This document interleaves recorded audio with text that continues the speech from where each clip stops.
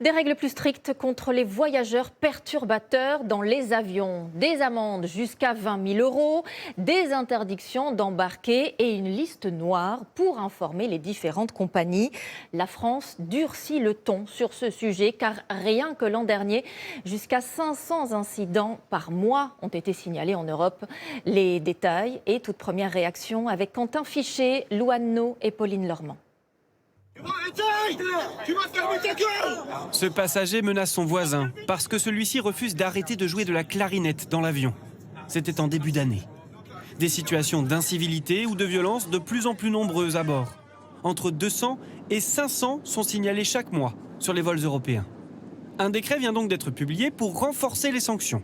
Concrètement, si vous utilisez votre téléphone lorsque c'est interdit, si vous désobéissez aux consignes de sécurité, refusez d'attacher votre ceinture, ou que vous devenez violent, alors vous pouvez désormais recevoir une amende allant jusqu'à 10 000 €. 20 000 même, en cas de récidive. C'est une bonne idée, ça. De toute façon, il faut cadrer les gens au bout d'un moment. Ça peut peut-être permettre à tout le monde de retrouver un peu de sévice. Les gens ne se respectent plus. Voilà. Ils n'ont pas le temps. Enfin, ils n'ont pas le temps.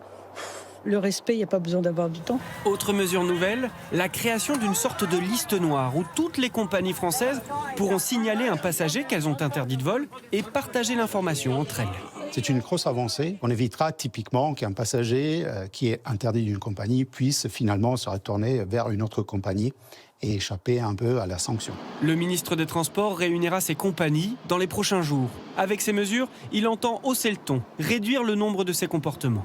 Nous nous donnons les moyens d'une répression rapide, juste et proportionnée. Encore faut-il que les passagers connaissent toutes ces sanctions. Qu'ils sachent par exemple que dans les cas les plus graves, le texte prévoit d'interdire à ces perturbateurs d'embarquer dans un avion pendant 4 ans.